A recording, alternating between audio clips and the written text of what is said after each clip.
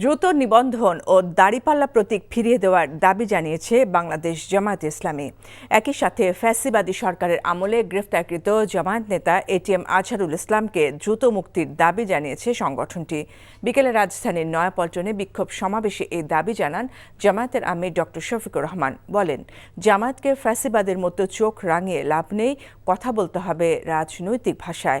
সমাবেশে বক্তারা অন্তর্বর্তী সরকারের 6 মাস পার হলেও কেন তাকে মুক্তি দেওয়া হয়নি সেই প্রশ্ন তোলেন।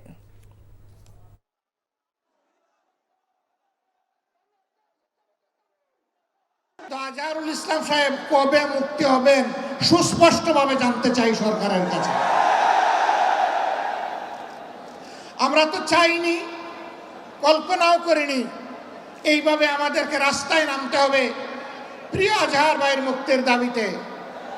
আমরা বাধ্য হয়েছি। আমরা স্পষ্ট বার্তা দিতে চাই, তার মুক্তি না হওয়া পর্যন্ত এই সমাবেশ প্রথম নয়, শেষও নয়। সমাবেশ, বিক্ষোভ, আন্দোলন অব্যাহত থাকবে।